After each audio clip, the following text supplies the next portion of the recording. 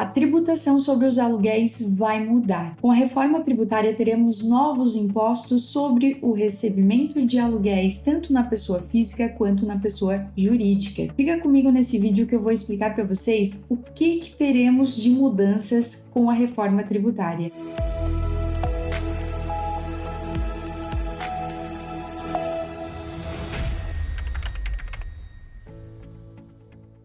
Olá pessoal, eu sou a professora Marina Kurtz, sejam bem-vindos a mais um vídeo aqui no canal do Contabilidade Facilitada. O assunto de hoje é falar como que vai ficar a tributação sobre o aluguel, tanto na pessoa física quanto na pessoa jurídica, com a reforma tributária. Eu vou compartilhar aqui o meu material com vocês para trazer aqui de forma mais resumida o que está na legislação em relação a esse assunto. Mas, tá? Onde que a gente pode encontrar a base legal do que eu estou trazendo aqui hoje para vocês, tá? Vocês vão entrar na Lei Complementar 214 de 2025, que é a lei dos novos tributos da reforma tributária, que ela instituiu o IBS e a CBS, que são os novos impostos incidentes das operações como um todo, que entram as locações de bens imóveis. Nessa nova lei, nós temos ali a previsão da incidência do IBS e CBS sobre a locação e também tem possibilidade de tributação tanto na pessoa física quanto na pessoa jurídica. Então, antes de a gente entrar, nessa lei, como que funciona hoje? Como que funciona hoje a tributação do aluguel na pessoa física? Eu posso optar por tributar o aluguel na pessoa física ou abrir uma empresa com a administração ali de bens imóveis, e locar os imóveis dentro de uma empresa. Então, existem essas duas formas. Se eu fazer isso na minha pessoa física, pegar aqueles meus imóveis, e colocar para alugar, o que eu pago de tributo hoje? Hoje nós temos na pessoa física apenas o imposto de renda sobre a pessoa física, que é calculado ali sobre os rendimentos de aluguel. O percentual de tributação aqui, ele pode variar, ele pode chegar até 27,5%. Vai depender dos demais rendimentos tributáveis que a pessoa física teve durante o ano. Mensalmente, a pessoa física pode fazer a declaração do Carnê-Leão, calcular ali o imposto de renda sobre os recebimentos de aluguel dela mensalmente e pagar o imposto sobre aquele valor, ou diretamente lá na declaração de ajuste anual do imposto de renda. Então, quando chega lá março do ano seguinte, já pega os valores de aluguel que recebeu do ano anterior, coloca ali na declaração do imposto de renda. Se tiver outros rendimentos tributáveis, vai considerar para fins de tributação encontrar o percentual que é pago de imposto de renda da pessoa física e ali vai ser calculado o imposto devido no ano em relação àquele recebimento de aluguel que tem. Então, não existe cobrança dos tributos sobre o consumo no recebimento de aluguel na pessoa física. Então, se hoje eu alugo um imóvel como pessoa física, eu só vou pagar um imposto de renda pessoa física, que é um imposto no âmbito federal. O PIS e COFINS e o ISS, que seria um tributo municipal, o ISS ele não vai ter tributação, porque a locação não é fato gerador do ISS, então não tributa nem na pessoa física e nem na pessoa jurídica. E o PIS e COFINS, que seria tributado pela pessoa jurídica, aqui na pessoa física não temos, tá? Então hoje a tributação do aluguel, ela é feita apenas em relação ao imposto de renda da pessoa física, que pode chegar a 27,5%, mas pode ter uma alíquota menor, dependendo daquilo que você consegue descontar ali na sua declaração do imposto de renda, certo? E depende também do valor do aluguel, porque ele é calculado ali conforme as faixas de tributação do imposto de renda. Já na pessoa jurídica, qual é a tributação que nós temos hoje, A pessoa jurídica, digamos que ela é optante pelo regime de tributação lucro presumido. Ela pode optar por duas formas de tributação, lucro real ou lucro presumido. Se ela tributa no lucro presumido, que geralmente é o mais vantajoso, porque no lucro real ela não tem muitas opções de crédito, Então, geralmente esse tipo de atividade vai lá para o lucro presumido. Como que funciona a tributação no lucro presumido de uma pessoa jurídica hoje com atividade de locação de bens imóveis? Ela paga sobre a renda, imposto de renda e contribuição social, de forma presumida ali ali de 32%, então a carga efetiva, DIR e contribuição social fica em 7,68%, e temos também o PIS e COFINS, que são os tributos sobre o consumo, que no lucro presumido fica um percentual sobre o faturamento, não tem possibilidade de crédito, de 3,65%. E não há incidência do ISS, porque esse tipo de atividade não é fato gerador desse imposto, certo? Então, na pessoa física temos imposto de renda pessoa física. Na pessoa jurídica temos imposto de renda, contribuição social, PIS e COFINS, onde dá um total aí de carga efetiva de 11,33 sobre o recebimento dela de aluguel, se ela optar pelo lucro presumido, né, que é um percentual reduzido sobre o faturamento,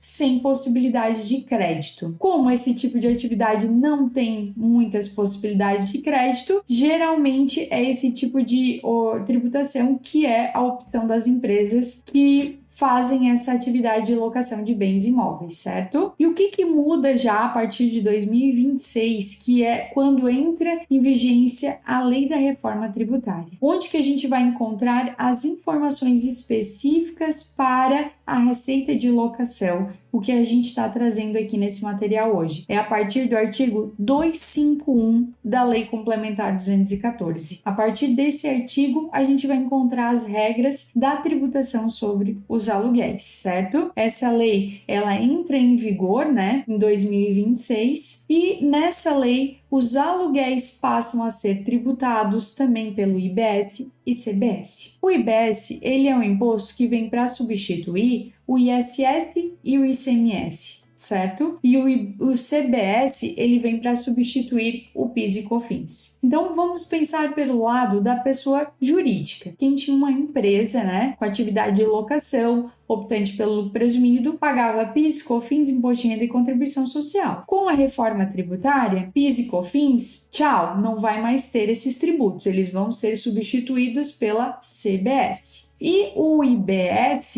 ele vem substituir o ISS ou o ICMS, dependendo do que a empresa tinha. No caso de locação, não tinha nenhum dos dois. Então, aí a gente já vê um aumento de tributação para esse tipo de atividade. Então, empresas que não pagavam nem ISS nem ICMS, com a reforma tributária, vai passar a pagar também o IBS. Então, não tem exceção aqui, vai ser fato gerador nessas operações a tributação tanto do IBS quanto a CBS. E também vai mudar o regime de tributação da questão de ser cumulativo para não cumulativo. Geralmente essas empresas, né, estavam no regime do lucro presumido, que tinha tributação cumulativa e não olhava para créditos. Agora vai ser tributado de forma não cumulativa, um percentual de alíquota maior, e a gente vai ter que olhar para aquilo que a gente tem de créditos na nossa operação. Claro que esse tipo de atividade continua sendo sem muitas possibilidades de crédito, né? Em contratação de um serviço, outro, tudo vai poder dar crédito em relação àquilo que é vinculado à atividade, mas ainda assim ficaria com uma carga tributária muito alta, e por isso que tem sim uma previsão de redução nas alíquotas para essa atividade. Mas o que vem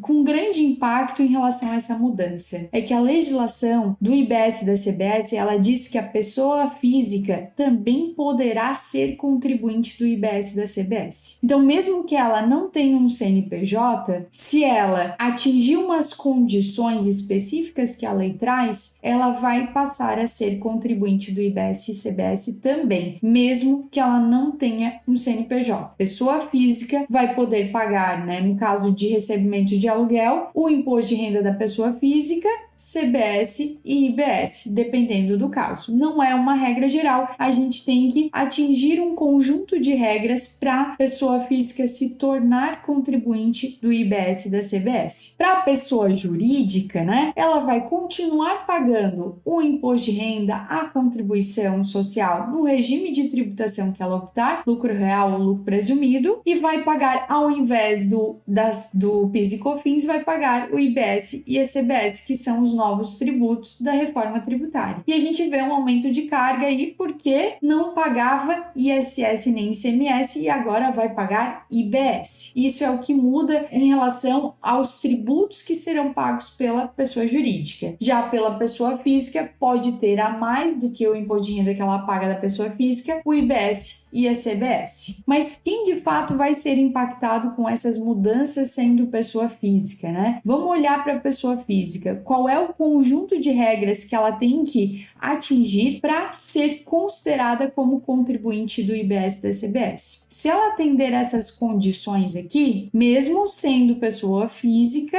ela vai tributar IBS e CBS como uma empresa do regime regular, com as mesmas regras de tributação de um CNPJ. Então aqui, se eu cair nessa regra aqui, né, vale a pena analisar se não vale a pena eu abrir uma empresa, né, colocar esses bens, né, na empresa, fazer a tributação dos demais impostos como um CNPJ, que ainda temos a contribuição social, o imposto de renda, do que deixar numa pessoa física, porque agora, se ela atingir essas regras, ela também vai pagar IBS e CBS, entendido? Então vamos lá. Quem que vai se enquadrar como contribuinte do IBS e da CBS? A legislação diz que a pessoa física ela fica obrigada ao recolhimento do IBS e da CBS, se tornando contribuinte, ela sempre vai ter que analisar para o ano anterior. Então vamos lá. Em janeiro de cada ano, ela vai olhar para o ano anterior dela, se ela vai se encaixar nessas regras. Então, se ela tiver mais de 3 imóveis alugados e uma receita anual desses 3 imóveis superior a 240 mil, e aqui eu trago uma ressalva, tá? Esse 240 mil, ele é atualizado pelo IPCA, tá? Então, hoje, quando a gente já tá fazendo aqui esse vídeo, da data que foi publicada ali a lei, né? Mensalmente, esse valor de 240 mil, ele já pode ter mudado. Então, sempre quando a gente for fazer análise, a gente vai ter que analisar esse 240 mil atualizado pelo IPCA. Então, em janeiro de cada ano, eu vou ter que olhar para o ano anterior e observar se eu tenho mais de 3 imóveis alugados. Não é 3 imóveis, tá? Não é 2, não é 1. Tem que ser mais de 3 imóveis. Então, vai ser 4 ou mais. E a legislação traz "e" aqui, então eu tenho que ter as duas condições para me tornar contribuinte do IBS e da CBS. Então, a minha receita anual com locação tem que ser superior a 240 mil. Então, eu tenho que ter mais de 3 imóveis e a receita desses 4 imóveis ou mais, ela tem que ser superior a 240 mil no ano. Se bateu no 240 mil, não me enquadro como contribuinte. Se foi superior a 240 mil, só que eu só tinha 3 imóveis, 2 imóveis, não me enquadro como contribuinte. Eu tenho que ter 4 imóveis ou mais e uma receita maior que 240 mil no ano. Então, se janeiro de cada ano eu vou ter que fazer análise ali para ver se eu me torno contribuinte do IBS e CBS naquele ano. Se eu analisar,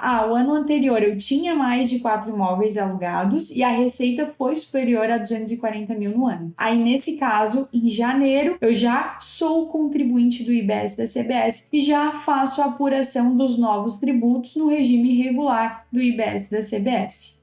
Eu não atingi isso aqui? Ok, eu começo o ano não sendo contribuinte do IBS e da CBS. Só que existe uma outra regra e que daí vai precisar ser feito um acompanhamento mensal. O que essa regra diz? Caso no ano calendário, durante o ano calendário, né, essa pessoa física ultrapasse o recebimento ali de aluguéis de 20% de 240 mil, que daria aí 288 mil no ano, a partir daquele mês que eu ultrapassei esse recebimento, eu passo a ser contribuinte do IBS e da CBS. Então vamos lá, em janeiro eu olhei para o ano anterior e eu tenho um conjunto de regras, né? Que é a quantidade de imóveis mais a receita anual recebida. Eu não atingi, pode ser que eu tenha uma receita superior a 240 mil, só que isso é oriundo de 2, 3 imóveis, não é 4. Então, eu não me enquadro como contribuinte. Então, a partir de janeiro, eu começo ali o ano sem contribuir com o IBS e CBS. Sou caracterizado não contribuinte. Chegou lá em agosto, a minha receita de aluguel ela bateu o 288 mil, que é superior a 20% do limite de 240 mil no ano. Se ela ultrapassou 20%, o 288 mil, a partir daquele mês eu passo a ser contribuinte do IBS da CBS. Então eu pago ali o IBS-CBS em agosto, setembro, até o final do ano. Não significa que em janeiro do ano seguinte eu já começo como contribuinte do IBS-CBS de novo. Em janeiro de cada ano, eu vou ter que parar e olhar para a regra, o conjunto de regras do ano anterior. Então, mesmo que eu tenha pago o IBS-CBS de agosto a dezembro do ano passado, mas como aquele conjunto de regras, né, aquele aluguel, ele era oriundo apenas, por exemplo, de 2 imóveis, em janeiro do ano seguinte, eu já não sou mais considerado contribuinte do IBS-CBS novamente. Então, é complicado, né? É um acompanhamento que a gente vai ter que fazer mensalmente junto com o cliente em relação aos recebimentos de aluguéis dele na pessoa física. Então, quem não recebe um valor superior a 240 mil no ano, ok, não precisa se preocupar. Mas quem recebe um valor superior a 240 mil, ele pode cair nesse excedente do 20% e ter que pagar IBS e CBS durante o ano calendário, mesmo que não tenha mais de 3 imóveis. E como que vai funcionar essa tributação, né? O que nós temos algumas reduções previstas, tá? Então, digamos que o percentual de IBS-CBS que estimado aí vai começar, né, em 26,5%. Para a atividade de locação, recebimentos de bens imóveis, né, do aluguel sobre os bens imóveis, temos uma previsão de redução de 70% para locação, arrendamento. Então, essa alíquota que está prevista, que vai ser ainda, né, colocada pela legislação, digamos que coloque 26,5%. Com a redução de 70%, esse percentual vai cair para 7,95%. Então, pensa, uma pessoa jurídica, né, que pagava somente PIS e COFINS, dentro ali do CNPJ, sobre o recebimento de aluguéis, tinha uma tributação de 3,65%. Como vai sair o PIS e COFINS e vai entrar o IBS-CBS, vai mudar esse percentual para 7,95%, com a redução. Então, teremos aí um aumento de carga tributária. Claro que vai ter possibilidade de crédito e ela vai ter que analisar para os créditos dela para não impactar isso, né, diretamente no preço do aluguel, mas com certeza aí teremos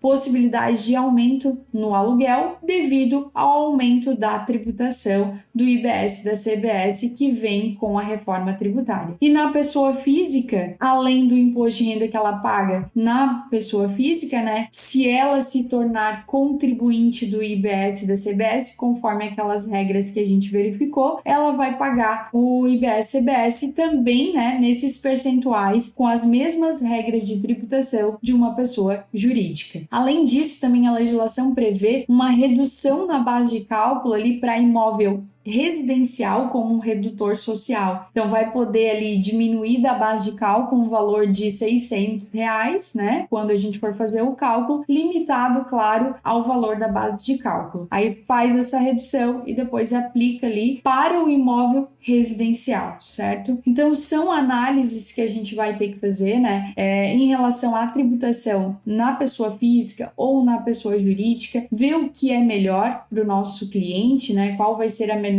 carga tributária, analisar para quem ele aluga esses imóveis, se ele aluga para pessoa física, se ele aluga para pessoa jurídica, fazer um planejamento tributário, ver o que cabe melhor, né? Quais imóveis deixar na pessoa física, o que vale a pena abrir uma empresa e colocar os imóveis para alugar dentro dessa empresa. Então, aqui é o momento de a gente parar para analisar, fazer planejamento tributário, aguardar ainda a regulamentação, né, da lei, que ainda tem algumas coisinhas que faltam ser definidas, né, mas a gente já consegue estudar o que está previsto na legislação, no artigo 251 para frente vai estar a base legal dos tributos, né, do IBS, da CBS sobre alocação de bens imóveis. Nós temos uma pós da reforma tributária que aborda profundamente esse assunto, né, da tributação sobre os aluguéis. Acompanhem o nosso canal, que estamos aqui trazendo conteúdos atualizados com a legislação para vocês. Obrigada pela atenção e até o próximo vídeo.